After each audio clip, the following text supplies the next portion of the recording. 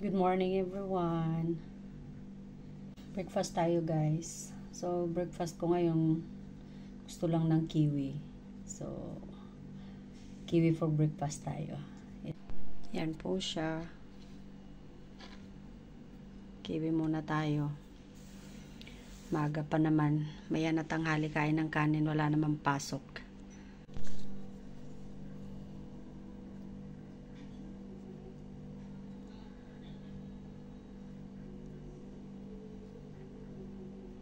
Prutas-prutas muna tayo sa umaga. Mamaya ng main course sa lunch.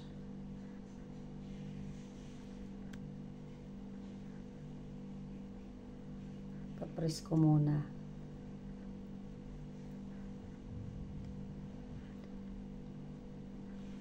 Happy UAE National Day guys. Happy Eid al-Ittihad. Ika 53rd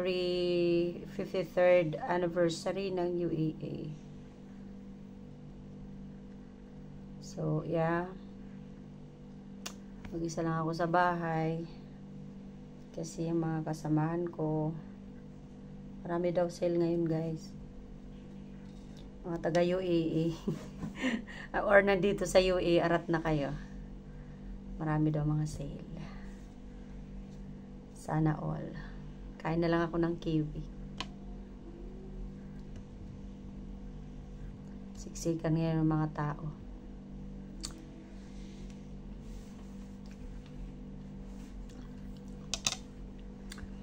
Okay, kain na lang natin. Mas mainam pa.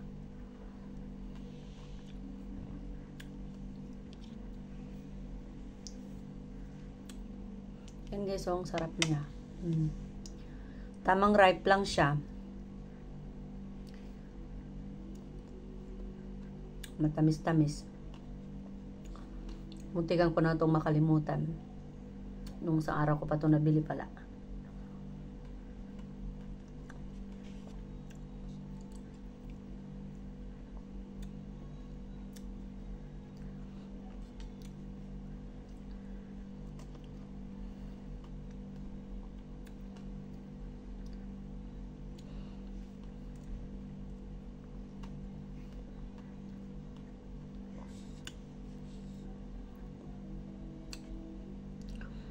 Dalawang araw po pala kaming walang pasok. So, yung Monday, Tuesday, lahat ng mga private sector and public walang pasok sa Dubai. Then, including Saturday, Sunday. So, 4 days na pahinga tayo, pahinga suwaray.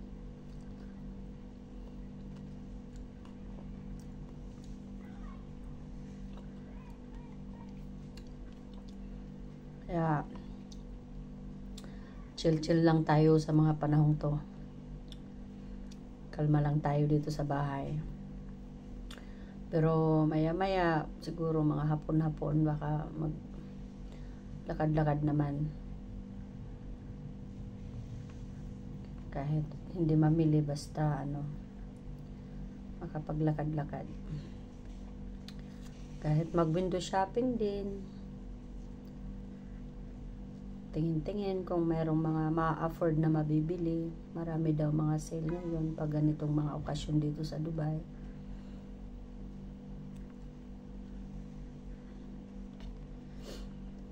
Hindi ako nakipagsabayan sa mga kasama ko sa bahay kasi aga pa nilang umalis. Mainit. So, mamaya tayo. Like mga 4, ganyan. Tama na yun. At naglalaba din ako. May nakasalang ako sa washing machine.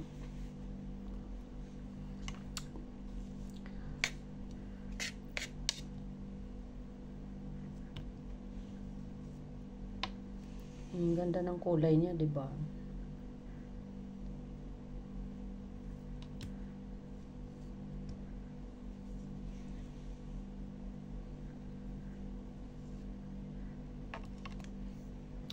Sarap niya guys.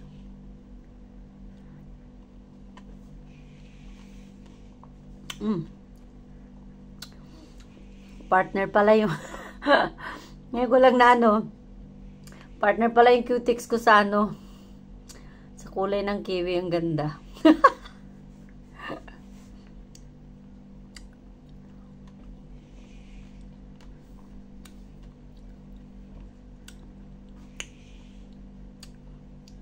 Sarap.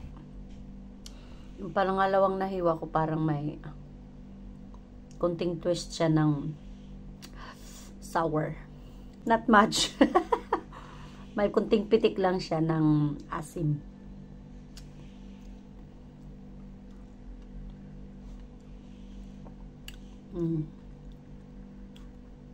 Yung parang sa may dulo lang. Pero sa bandang gitna is okay naman.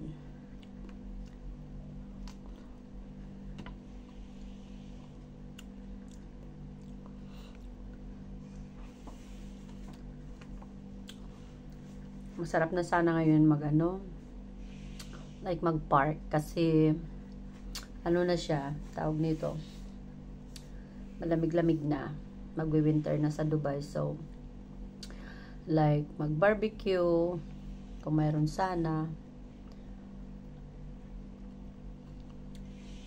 kasi ano na, hindi na mainit.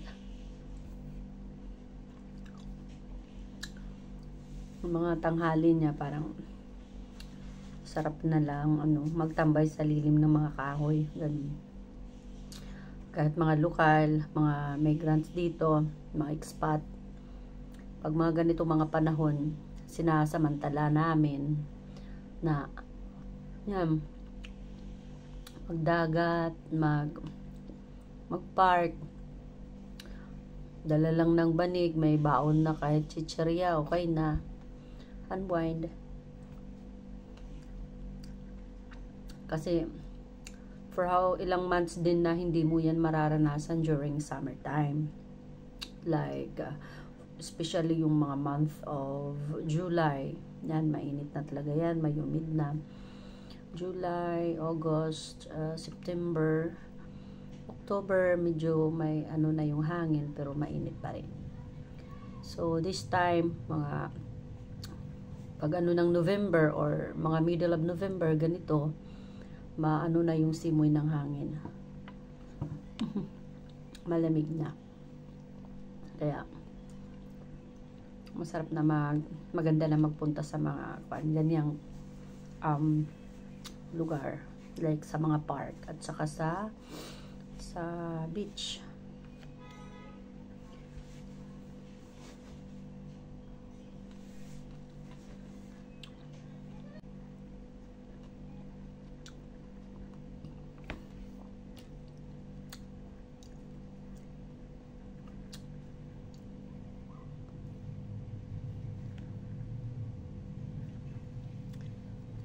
Nakaubos ko na yung dalawa. So, pangatlo na to, guys.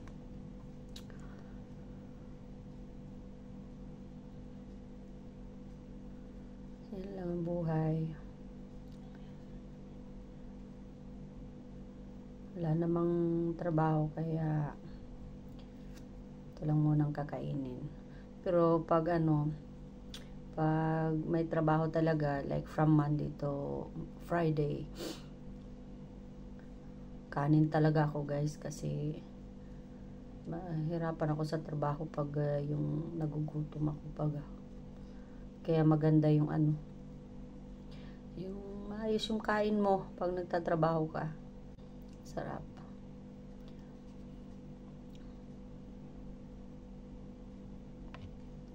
Pangatlo ko na to, guys, kaya solve na ako sa pangatlo.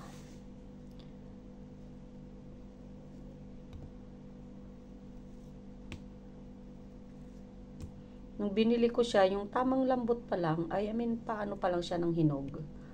Maganda pala na na pinastay ko muna siya ng like 2 days kasi mas sumarap pa siya. Lumambot, pero mabuti na lang, naalala ko rin. Minsan, yan ako, bibili ng prutas. Tapos set aside ko muna. Kasi ano, baga, mamaya or bukas. Hanggang sa nakakalimutan ko na sa fridge. Andyan, nasira na siya. Buti nga naalala ko. Pero kagabi pa lang iniisip ko na nga. Yan. Breakfast ko bukas is yung kiwi. Buti na lang hindi ko nakalimutan.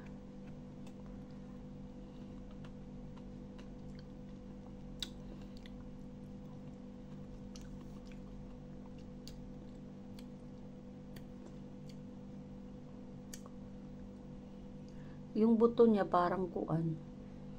Yung buto ng chia seed. Maliliit. Very tiny po yung seed niya. Yan, no? Para siyang ano. Malaki pa yung seed ng what do you call this one? Yung sesame. Yan, no? Very tiny siya. Yeah, see that?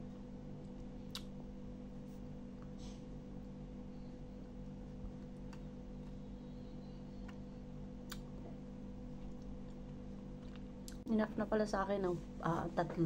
Busog na ako.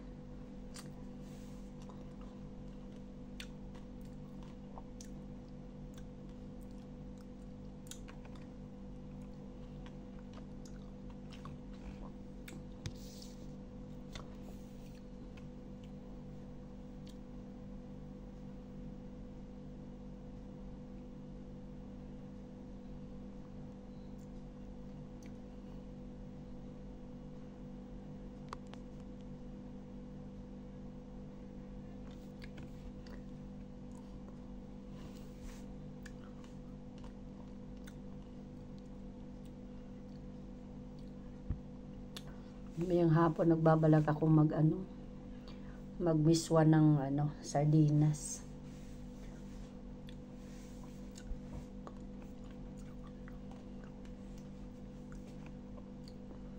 Miswa at sardinas. Wala nang rice.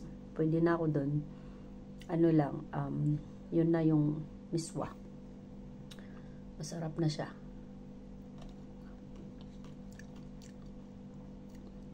Tapos mayroong kaming malunggay, lagyan ko ng konti, di ba?